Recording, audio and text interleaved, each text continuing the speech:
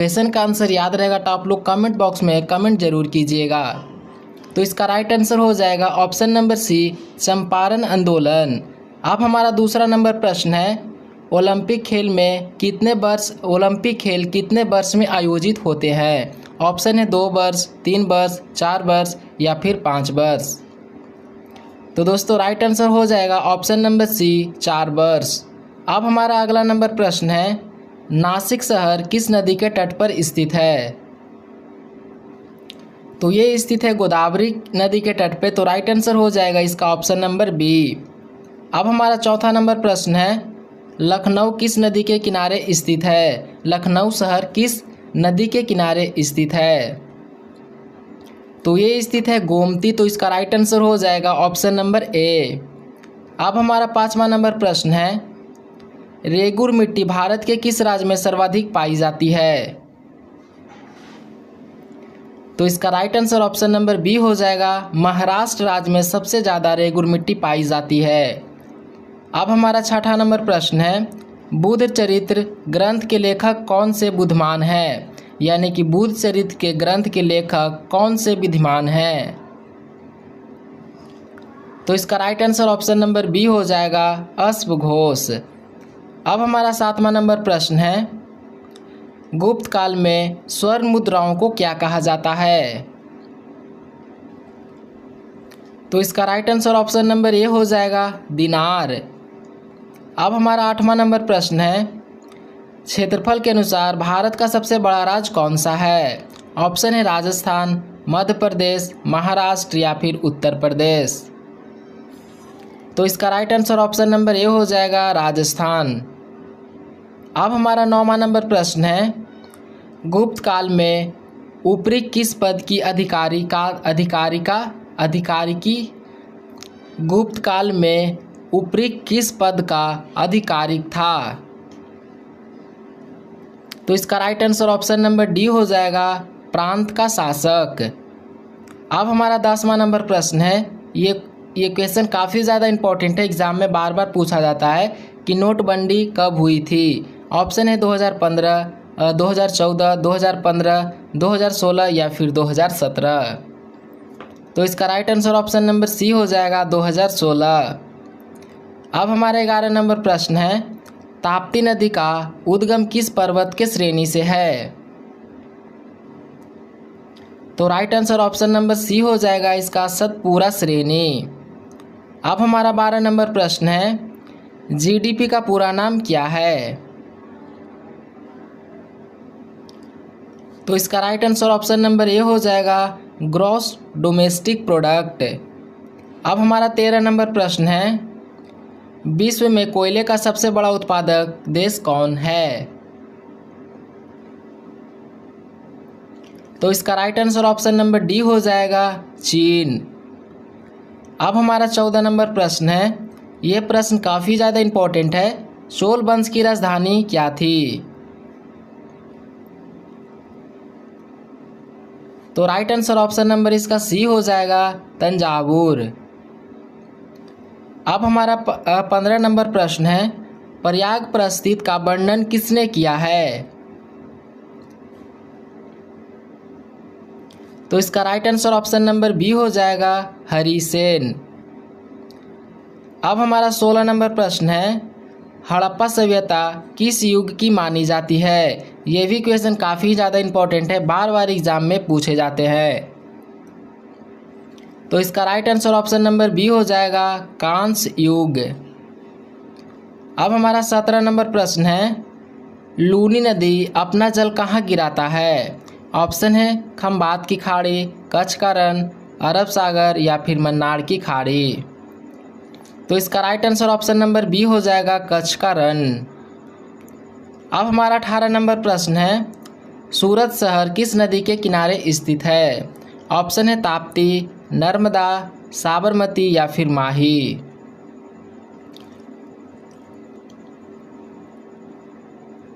तो right answer इसका हो जाएगा ऑप्शन नंबर ए, सूरत शहर के नदी के किनारे ताप्ती स्थित है, यानी कि राइट आंसर इसका ऑप्शन नंबर ए हो जाएगा। अब हमारा 18 नंबर प्रश्न है और ये भी प्रश्न काफ़ी ज़्यादा इंपॉर्टेंट है, तो इसको हम लोग डबल स्टार लगा देते हैं कि जीएसटी कब लागू हुआ। ऑप्शन है 2015, 2016, 2017 या फिर 2018। तो दोस्तों राइट आंसर हो जाएगा इसका ऑप्शन नंबर सी 2017। अब हमारा 19 नंबर प्रश्न है, प्रसिद्ध रेशम मार्ग का संबंध मुख्यतः किससे था। ऑप्शन है युद्ध, धर्म, व्यापार या फिर कला। तो right answer option number C हो जाएगा व्यापार। अब हमारा 20 नंबर प्रश्न है, सातवाहन काल में किस उद्योग का विकास हुआ। ऑप्शन है मसाला, वस्त्र, हाथी दांत या फिर खनिज। तो दोस्तों राइट आंसर इसका हो जाएगा ऑप्शन नंबर बी वस्त्र। अब हमारा 21 नंबर प्रश्न है, कुषाण काल में कौन सी कला प्रसिद्ध थी। ऑप्शन है गंधार, नागढ़, द्रविड़ या फिर वेसर। तो इसका right answer option number A हो जाएगा गंधार। अब हमारा 22 नंबर प्रश्न है, जाकिर हुसैन का संबंध किस वाद्य यंत्र से है। तो राइट आंसर हो जाएगा option number B, Zakir Hussain का संबंध तबला से है। अब हमारा 23 नंबर प्रश्न है, गोदावरी नदी का उद्गम महाराष्ट्र के किस जिले से होता है। ऑप्शन है पुणे, नागपुर, औरंगाबाद या फिर नासिक। तो राइट आंसर हो जाएगा ऑप्शन नंबर डी नासिक। अब हमारा 24 नंबर प्रश्न है, साबरमती नदी किस खाड़ी में गिरती है। ये भी क्वेश्चन काफ़ी ज़्यादा इम्पोर्टेंट है, तो इसका राइट आंसर हो जाएगा ऑप्शन नंबर सी खंबात की खाड़ी। अब हमारा 25 नंबर प्रश्न है, उस्ताद बिस्मिल्लाह खान कौन सा वाद्य यंत्र बजाते थे। तो ये शहनाई बजाते थे। तो राइट आंसर इसका हो जाएगा ऑप्शन नंबर बी। अब हमारा 26 नंबर प्रश्न है, शुंग काल में किस ग्रंथ की रचना हुई। तो दोस्तों राइट आंसर हो जाएगा इसका ऑप्शन नंबर डी मनुस्मृति। अब हमारा 27 नंबर प्रश्न है, ये भी प्रश्न काफ़ी ज़्यादा इम्पोर्टेंट है कि मुद्रा राक्षस के लेखक कौन थे। मतलब कौन है। ऑप्शन ए है कौटिल्य, कल्हन, विशाखदत्त या फिर वानभट्ट। तो राइट आंसर इसका हो जाएगा ऑप्शन नंबर सी विशाखदत्त। अब हमारा 28 नंबर प्रश्न है, सबसे प्राचीन भारतीय वाद्य यंत्र कौन सा है। ऑप्शन ए है सितार, बीना, तबला या फिर बांसुरी। तो राइट आंसर हो जाएगा इसका ऑप्शन नंबर बी बीना। अब हमारा 29 नंबर प्रश्न है, कुषाण काल में किस प्राचीन भाषा का विकास हुआ। ऑप्शन है हिंदी, संस्कृत, पाली या फिर फारसी। यह भी प्रश्न काफ़ी ज़्यादा इंपॉर्टेंट है, तो इस क्वेश्चन को भी ध्यान में रखना है। तो इसका राइट आंसर हो जाएगा ऑप्शन नंबर बी संस्कृत। अब हमारा 30 नंबर प्रश्न है, वृद्धगंगा के नाम से किस नदी को जाना जाता है। जी हाँ दोस्तों, वृद्धगंगा के नाम से हम लोग कौन से नदी को जानते हैं। ऑप्शन में है कावेरी, गोदावरी, कृष्ण या फिर नर्मदा। तो इसका right answer option number B हो जाएगा, गोदावरी को हम लोग वृद्धगंगा के नाम से जानते हैं। अब हमारा 31 नंबर प्रश्न है, राज्यसभा के अधिकतम सदस्य कितने हो सकते हैं। ये भी प्रश्न काफ़ी ज़्यादा इंपॉर्टेंट है, तो इसको भी डबल स्टार लगा देता हूँ। ऑप्शन है 230, 240, 250 या फिर 260। तो दोस्तों इसको ध्यान रखना है कि राज्यसभा में अधिकतम सदस्यों की संख्या 250 होती है। तो राइट आंसर हो जाएगा ऑप्शन नंबर सी। अब हमारा 32 नंबर प्रश्न है, सातवाहन वंश के सिक्के किस धातु के बने थे। ऑप्शन है सीसा, सोना, चांदी या फिर तांबा। ये भी प्रश्न काफ़ी ज़्यादा इम्पोर्टेंट है, तो इसका राइट आंसर हो जाएगा, सातवाहन वंश के सिक्के थे वो थे सीसा के। तो right answer option number A हो जाएगा। अब हमारा 33 नंबर प्रश्न है, और ये भी प्रश्न काफ़ी ज़्यादा इम्पोर्टेंट है कि कुचिपुड़ी किस राज्य का प्रमुख नृत्य शैली है? ये भी क्वेश्चन स्टैटिक का है तो काफ़ी ज़्यादा इम्पोर्टेंट ये हमारे लिए हो जाता है। कुचिपुड़ी किस राज्य का प्रमुख नृत्य शैली है? ऑप्शन है केरल, आंध्र प्रदेश, तमिलनाडु या फिर कर्नाटक। तो इसका right answer option number B हो जाएगा, आंध्र प्रदेश। अब हमारा 34 नंबर प्रश्न है, बाणभट्ट किस राजा के दरबारी कवि थे? तो इसका राइट आंसर हो जाएगा ऑप्शन नंबर ए, हर्षवर्धन। अब हमारा 35 नंबर प्रश्न है, हेनसांग किसके समय भारत आया था? ये भी काफ़ी ज़्यादा इम्पोर्टेंट प्रश्न है कि हेनसांग किसके समय भारत आया। तो इसका right answer option number D हो जाएगा, हर्षवर्धन। अब हमारा 36 नंबर प्रश्न है, गुप्त काल में किस धातु की मुद्राएं अधिक प्रचलित थी? ऑप्शन में है चांदी, सोना, तांबा या फिर जस्ता। तो दोस्तों राइट आंसर हो जाएगा इसका ऑप्शन नंबर बी, गुप्त काल में सोने की मुद्राएं काफ़ी ज़्यादा प्रचलित थी।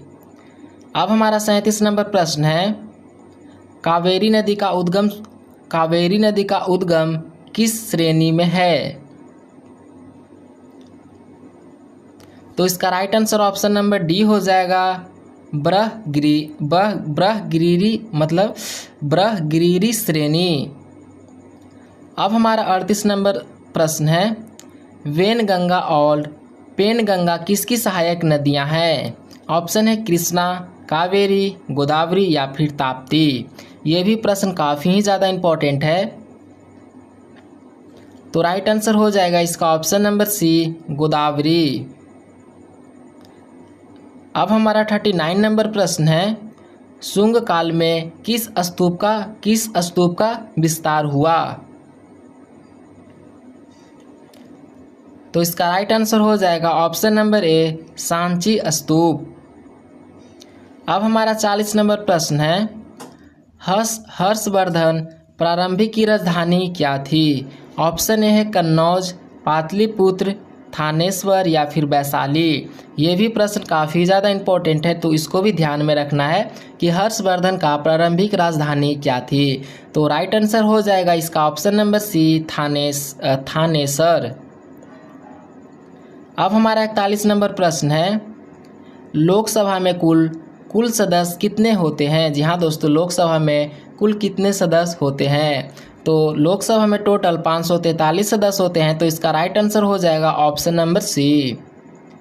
अब हमारा 42 नंबर प्रश्न है, गुप्त काल का सबसे प्रसिद्ध कवि कौन माना गया? ऑप्शन है तुलसीदास, सूरदास, कालिदास या फिर कबीर। तो इसका राइट आंसर हो जाएगा ऑप्शन नंबर सी, कालिदास। अब हमारा 43 नंबर प्रश्न है, पंचतंत्र के लेखक कौन थे? तो पंचतंत्र के लेखक हो जाएंगे विष्णु शर्मा। तो इसका राइट आंसर हो जाएगा ऑप्शन नंबर बी। अब हमारा 44 नंबर प्रश्न है, कृष्णा नदी का उद्गम कृष्णा नदी का उद्गम स्थल कहाँ है? तो इसका राइट आंसर हो जाएगा ऑप्शन नंबर बी, महाबलेश्वर। अब हमारा 45 नंबर प्रश्न है, दक्षिण भारत की गंगा किस नदी को कहते हैं? ऑप्शन है कावेरी, गोदावरी, कृष्णा या फिर महानदी। तो इसका राइट आंसर हो जाएगा ऑप्शन नंबर बी, गोदावरी। अब हमारा 46 नंबर प्रश्न है, आर्यभट्ट किस काल के प्रसिद्ध गणितज्ञ थे? तो इसका राइट आंसर हो जाएगा ऑप्शन नंबर ए, गुप्त काल। अब हमारा 47 नंबर प्रश्न है, प्रसिद्ध विजय स्तंभ कहाँ पर स्थित है? ऑप्शन ए है अजमेर, चित्तौड़गढ़, ग्वालियर या फिर आगरा। तो इसका राइट आंसर हो जाएगा ऑप्शन नंबर बी, चित्तौड़गढ़। अब हमारा 48 नंबर प्रश्न है, ब्रह्मगुप्त किस क्षेत्र से संबंधित हैं? तो इसका right answer option number D हो जाएगा, गणित। अब हमारा 49 नंबर प्रश्न है और ये भी प्रश्न काफ़ी ही ज़्यादा इम्पोर्टेंट है कि संविधान सभा के अध्यक्ष कौन थे? तो इस क्वेश्चन का राइट आंसर हो जाएगा option number B, doctor Rajendra Prasad. अब हमारा 50 नंबर प्रश्न है और ये भी प्रश्न काफ़ी ही ज़्यादा इम्पोर्टेंट है कि खजुराहो के मंदिर का निर्माण किसने करवाया था? ऑप्शन है मौर्य, चंदेल राजपूत, गुप्त या फिर पल्लव। तो इसका right answer option number B हो जाएगा, चंदेल